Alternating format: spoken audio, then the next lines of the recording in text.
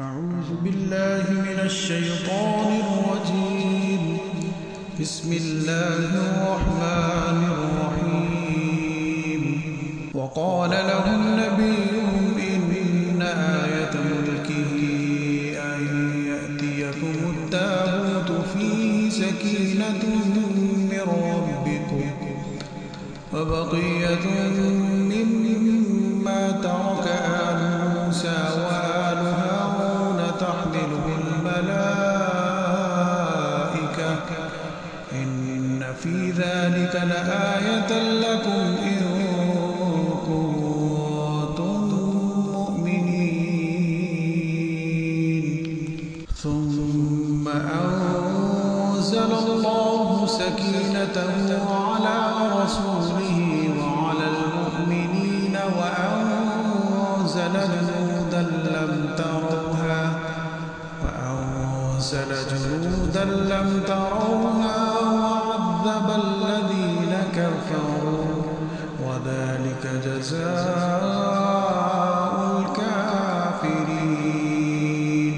إلا تنصروه فقد نصره الله إذ أخرجه الذين كفروا ثاني اثنين إذ هما في الغار إذ يقول لصاحبه لا تحزن إن الله معنا فأنزل الله سكينته عليه وأيده بجنود لم تروها وجعل كلمة الذين كفروا السفلى وكلمة الله هي العليا والله عزيز حكيم.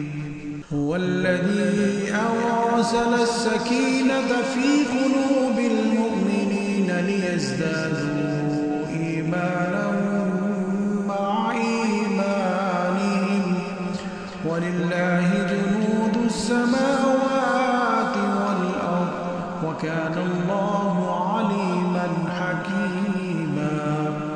لقد رضي الله عن المؤمنين إذ يبايعونك تحت الشجرة فعلم ما في قلوبهم فأنزل السكينة عليهم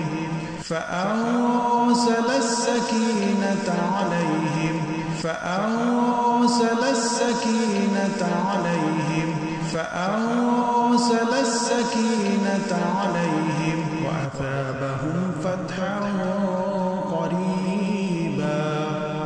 إذ جعل الذين كفروا في قلوبهم الحمية حمية الجاهلية فأنزل الله سكينته على رسوله وعلى المؤمنين وألزمهم كلمة التقوى وكانوا أحق بها وأهلها وكان الله